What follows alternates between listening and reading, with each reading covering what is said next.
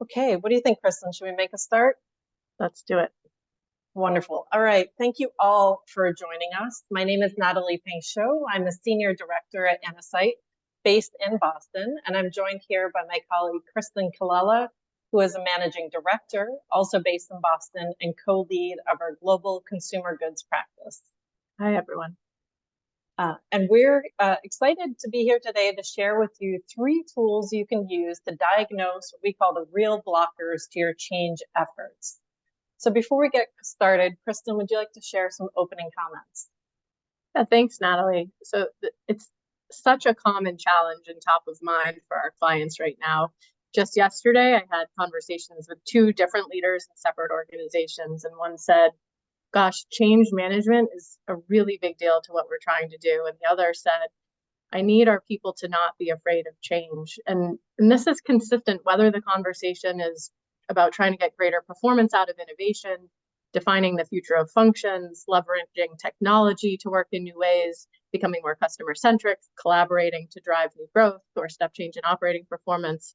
But at the end of the day, organizations operate in ways that have driven historical success. So to truly create breakthroughs, we have to go beneath the surface. Why is an organization programmed to behave the way it does? What are the deeper root causes of individual behavior? Otherwise, what we see is that efforts to change behavior ultimately fail. Yeah, I couldn't agree with you more. I'm hearing similar things from the leaders I'm meeting with. And I think our friend, co-author in Eat, Sleep, Innovate, Paul Cobbin, who's the former Chief Data and Transformation Officer at DBS Bank, he summed up the dilemma and I think ultimately the solution so well when he says nothing changes unless the behavior of your people changes. Love that quote. Yeah, use it often. I do. Excellent. So we have a few just quick housekeeping notes. This session, as you noted, is being recorded, and you'll all receive a link to the recording and the materials following the session. We'd love your active participation. We appreciate all the comments in the chat. So we'll keep an eye out for those, but no, we might not be able to respond to every comment there. We'd really love this to be a meeting of the minds beyond just the 2 of us. So again, please feel free to use the chat. So who are we? Innosight is a consulting firm founded in 2000 by the late Harvard Business School professor Clayton Christensen, who developed the theory of disruptive innovation. And we work with clients across industries on challenges related to growth, strategy, innovation, and organizational transformation. You see here our purpose, which is to empower forward-looking organizations and leaders to navigate disruptive change and own the future. Kristen, you and I have worked together with clients on their organizational change efforts and recently co-authored an article in Harvard Business Review with our colleague and friend, Scott Anthony, titled, What's Derailing Your Company's Transformation? And the stories and tools we'll share today are described further in the article.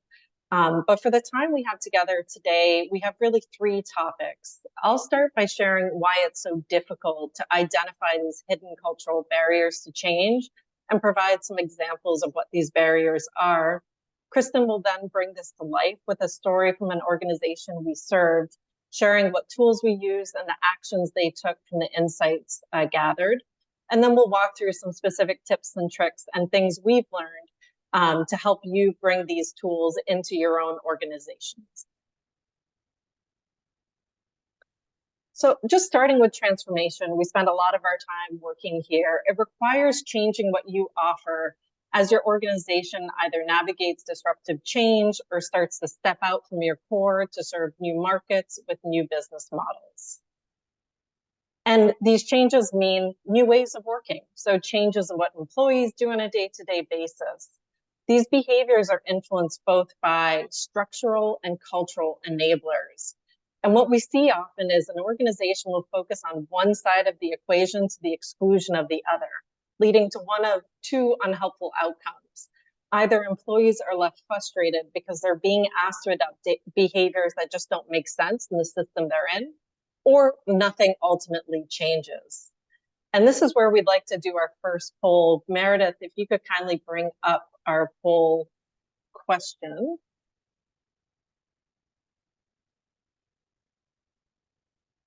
we'd love to just hear from you. What's your experience in terms of these barriers to change? Which challenge do you face? Is it frustration or inertia? Oh, interesting.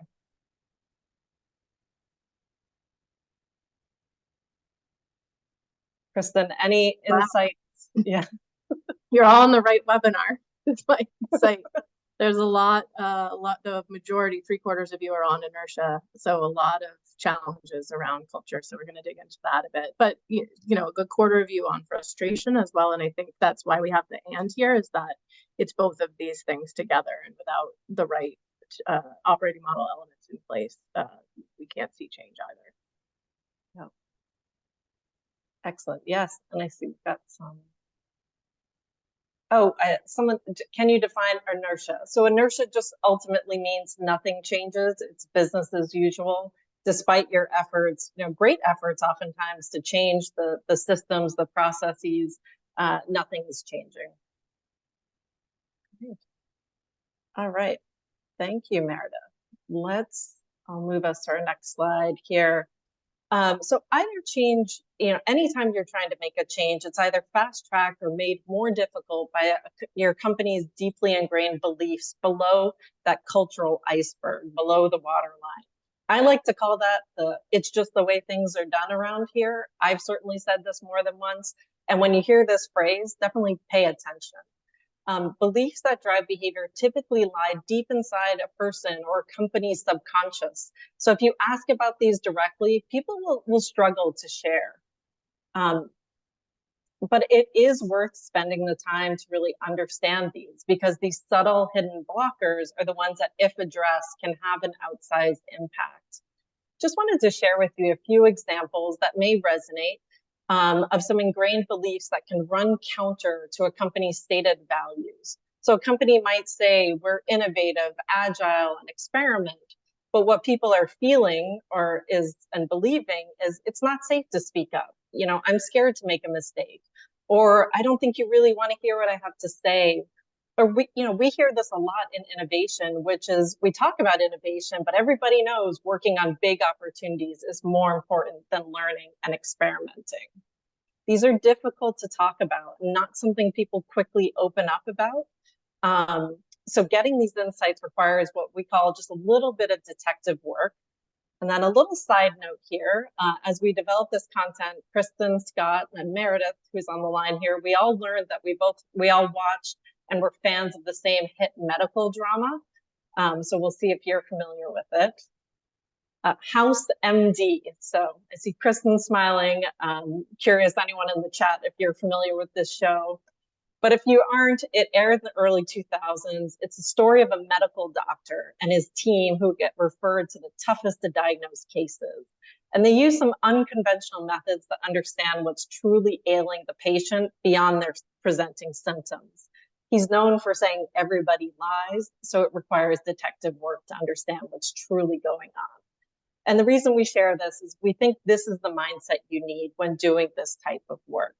Kristen, I'd love for you to now share how we leverage this mindset and the tools in our client engagement. Yeah, happy to. Thanks, Natalie. So we worked with a consumer goods company, global consumer goods company. This is an organization that had defined an ambitious growth agenda. It had made investments in new initiatives. It had already done substantial work to transform its organization and culture. But despite all of this, it felt it wasn't making the progress needed against that growth ambition. So we worked closely with the client to assess the degree to which it had clearly defined and was routinely following behaviors that supported achieving its strategic goals. We surfaced a set of opportunities that did include some of the more tactically oriented operating model elements that Natalie talked about earlier, and that a quarter of you think are holding your organizations back. But what we're going to talk about today are 3 ways we diagnose some of the deeper organizational blockers to change, along with a couple of tips and tricks for each of these tools. And all of these, as Natalie mentioned, require that Dr. House detective mindset. So the first tool we used was observation, or as we say, acting like an anthropologist to identify what's going on. In this case, as part of the work, Scott and I observed a meeting around a key innovation initiative. So I'll set the scene. We're We're sitting in a conference room and the initiative team arrives about 15 minutes before the meeting. They discuss who should sit where based on their guesses of where certain leadership team members would sit. This person usually sits there against the window. Light banter follows. Then a top leader enters and the vibe immediately changes. The leaders then take turns filing into the room, sitting down. The initiative lead presents. They go in order, asking questions in what seems like a predetermined sequence based on their place in the organizational chart. CEO first, CFO second, and so on. Now, as part of my background, I spent time as a dancer and a choreographer. Dance and choreography are intertwined, but they're not the same. Dance is sequences of movement that can be improvised or planned, and choreography is the process of creating those planned movements. It felt like what we were watching was a carefully choreographed performance that had little room for improvisation. Now, the other thing we did was we had participants complete a journal entry before and after the meeting. One person said the meeting was very positive and energetic. A second person noted it was reasonably good but unclear. And a third person said it was frustrating. So it was a staged performance where the actors were each watching different shows following choreographed routines they weren't cognizant of. Let's talk a little bit about the tool itself.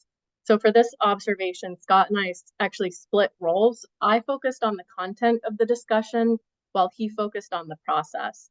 That allowed each of us to deeply focus and really hear and see. So for example, Scott was able to really zoom into the body language and the tonality of the participants, while I captured content that ultimately surfaced a lack of alignment on the problem that the group was trying to solve. Natalie, I'm curious what you would also share here. Yeah, I remember you and Scott coming back from this observation, feeling energized and filled with insights. And I'd share using this tool in an organizational context really starts with a basic proposition, and that is everything is data. How people prepare for the meetings, who speaks when, what questions are asked, what declarations are made, when they are made, whose voice matters most. And day-to-day life presents such a rich repository of data about organizational habits and value systems, but that data often sits beneath the surface because it's overlooked or ignored. Great. Okay, so the second tool we used was analysis of what we call qualitative breadcrumbs. I love this term. Every organization has breadcrumbs in terms of qualitative data. Online employee reviews, comments and engagement surveys, responses to prompts and 360 reviews, or even comments and polls on town hall meetings. We partnered with Culture X, which is a company co-founded by MIT professor Don Sull. Culture X uses artificial intelligence to analyze this qualitative data and identify actual behaviors a company is following versus the behaviors leaders wish employees were following. So for example, our client here had been focusing on creating a culture of agility, which we said was one of the enablers of transformation. And employee comments suggested, though there was significant improvement over the past few years, its performance was still lagging its industry peers, which surprised leadership. So snippets of these breadcrumbs included things like, we don't fail fast here. We're still slow to make decisions and waste a lot of time. There's bureaucracy, hierarchy, indecisions, unfinished projects. And this analysis really gave our clients' leaders deeper insight into what was and wasn't working and where in the organization, which helped to inform further interventions. So Natalie, we worked pretty closely together on this analysis. Anything you'd like to share here? Yeah, I'd say this is just a really powerful way to quickly assess, as you said, the degree to which an organization routinely follows behaviors that support a particular change. So as you said, in this case, it was translating the behaviors that drive transformation and both identifying the bright spots to build on and opportunities for improvement. And at the end of the day, it helps to answer the following question with data. Are we walking the talk? And with technology quickly advancing, there's a lot of potential here. Absolutely. Okay, so the third tool we used was drawing. I love this. People often have trouble with or lack precise words to describe things that are complex, things that are subtle, often emotional issues that are hard to surface. They're able to elicit them through drawing. So in this case, we selected a half a dozen leaders, those specifically on the front lines of the client's transformation. They were out in the market trying to drive some of these new initiatives. And we asked them as homework before an in-depth interview to draw an image. Rough was fine, we said. Just represent what it feels like to do the work. And we asked them to write a short paragraph about the image and what it meant. And we talked about it in a 90-minute in-depth interview. One drawing that sticks with me in particular, and probably we can all relate to this, was what we called the multi-signal lighthouse. So this particular leader drew a picture of a lighthouse with beams of light shooting out in all directions. And all around the lighthouse was a flotilla of different small boats. And her description talked about how each of the beams of light represented a strategic priority shared by leadership. And the boats thought they were all moving forward, but their direction depended on what specific light they were following. And this led to this feeling of frustration that she was able to convey and communicate through this drawing. The company's leadership was communicating to employees, but it was doing so in an uncoordinated, often very confusing way without realizing it.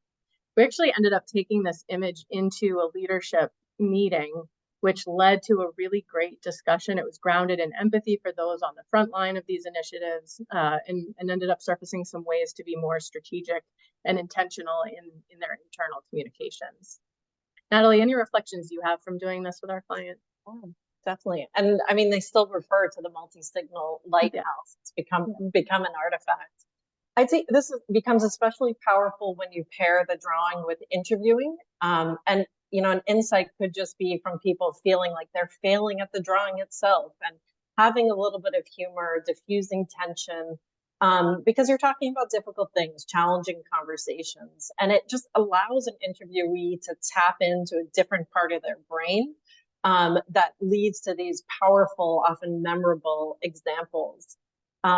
Another memorable drawing at Kristen from the same effort was someone sharing that working on innovation felt like a treasure hunt. They knew there was gold somewhere, but they were navigating their way through this convoluted, mess of twists and turns, and that it was exhausting. So this can be really fun and powerful. Yeah. And Kristen, I see we had just a question here in the chat about using observation in a virtual meeting. I can share my perspective, and then we'll be curious yours. I would say absolutely yes. And as we think about some of the tools available now, we just recently discovered the Zoom meeting notes where AI generates the meeting notes for you, or transcripts.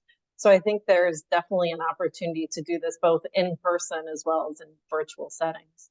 Yeah, absolutely. Things like who speaks and in what order, and hybrid settings too. Actually, the meeting that I talked about us observing had some virtual participants, and one of the observations was there was little to no focus towards the folks who were actually in the virtual setting in that meeting. So that was actually an insight around inclusion for that organization as well.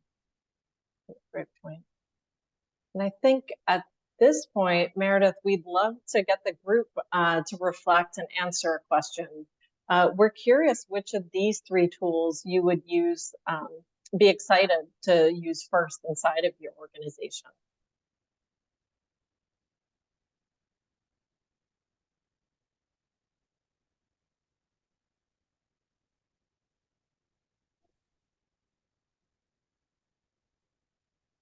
A good mix here. There's no one clear winner. Looks like the lead candidate is qualitative breadcrumbs. I'll talk a little bit about why I think that might be the case in a moment. But yeah, good mix across each of these drawings, observation and qualitative breadcrumbs. You did say that was one of your favorites. Yes. Excellent. Well, thank you. The audience. All right. So we move to the next slide here. Thank you, Meredith.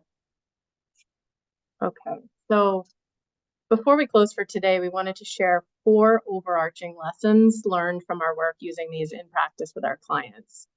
So the first is use multiple tools. Just like a good doctor relies on a wide range of tools to diagnose a patient, and by the way, technology is changing some of those tools too, the most powerful diagnostic efforts we see use multiple tools to get as complete a picture as possible. So our work with this company also involved more traditional surveys. For example, one of the surveys we did was with the leadership team that elicited a view of the degree of misalignment around particular questions, particular initiatives. And supplemented that with leadership interviews, which allowed us to get some of the color commentary to bring into working sessions. But our real deepest insights came when we stepped back and look at patterns across the different forms of analysis. So just this idea of getting the full picture through multiple tools. Second is be data informed. So many individuals in the organizations we work with see culture as squishy, and some don't even like the word culture. So the power of the Culture X analysis paired with some of the survey data was that it put real numbers on the table. That said, we are using the word informed here in a conscious choice because the subtle nature of culture necessitates not being overly reliant on the data. So using the data to augment the other qualitative work. I was laughing at the poll results and the winner being the Culture X thing. My hypothesis is there's some of this, it would really be powerful to bring the quantitative element to a topic that, sometimes is challenging to make headway on in an organization for this very reason. So 3 would be involve outsiders. It's really challenging for a group to observe its own invisible patterns and things that its members are unconsciously following. So as we like to say, a fish doesn't recognize the water in which it's swimming. And it's not because we're in consulting and this is a commercial plug, but there's typically enough cultural diversity within the organizations we work with to have internal outsiders do the work. So have marketing look at finance, the organization in Europe evaluate the one in North America, and so on. And I want to also say here that our perspective is that this shouldn't just be othered to HR to take on. And we're not talking about cultural norms in the abstract. Designing interventions that really get at the true root cause blockers can drive behavior change that leads to meaningful business outcomes, which in our view requires cross-functional collaboration, breaking down traditional silos. But the overall point here is to make sure that there's some space and distance to reveal what would otherwise be invisible. And 4, go deep. The typically cited blockers to change: lack of time, training, financial incentives. All of these might be true, but in our experience, there's almost always something deeper going on. Do people lack time or interest, or is there a culture of micromanaging? Are there feelings of shame or fear that exist? Unless you really understand the true root cause barriers, you risk wasting significant time or money or making things worse. So the deeper you probe, the more likely you are to find the real behavioral blocker. Why do we do what we do? What's going to get in the way of this happening? What makes it so hard to take on new behaviors? Why haven't we done the immediate fix stuff? Natalie, anything you'd like to add as we conclude here? Yeah, I agree with everything. One additional point I'd like to emphasize is not only are the insights deep and useful, but the work itself is pretty fun. And it's best done on a team because every individual is bringing in a different context, background, experience. So the discussions and debriefs can be really powerful. And so encourage you to put some of these tools to use. And we saw that you all had different perspectives on which ones you would use first, with that qualitative breadcrumbs leading the way. And I see the comment in the chat here around the involvement of outsiders threatening, can be threatening if there's a lack of psychological safety, which is something that we have definitely run into in organizations, including this client example that I was walking through. And I'd share one reflection, and Natalie, maybe you have another reflection here. I think being able to find parts of an organization that don't have some insurmountable barriers to get a proof point that then can be scaled to other parts of the organization that have more significant challenges, like maybe you're describing, and then looking at the multiple different types of resources, whether it is that cultural diversity that exists within inside an organization or the different resources that exist outside the organization, and assessing what might be the best fit for your organization is something that we would recommend. Yeah, the only thing I would add there is I think oftentimes we see some of these insights, they're in the organization already, right? But it's how do you amplify it and bring it to the rest of the organization or shine a light? And that's where sometimes I think an outside perspective can be very valuable. Okay. Great. So we just wanted to, again, we have a few minutes here, but just make sure we say thank you for joining us. We invite you to read our HBR article. We also have a companion table that goes in a little bit deeper on each of the tools. We'll share that together with a recording of this webinar. And please visit our website, innosight.com, to reach out to learn more, speak with our team. We hope you found today insightful and thought-provoking, and just really want to thank you so much for your time. And I see we're getting so much, everyone. Comments in the chat. Great. Thank you, everyone.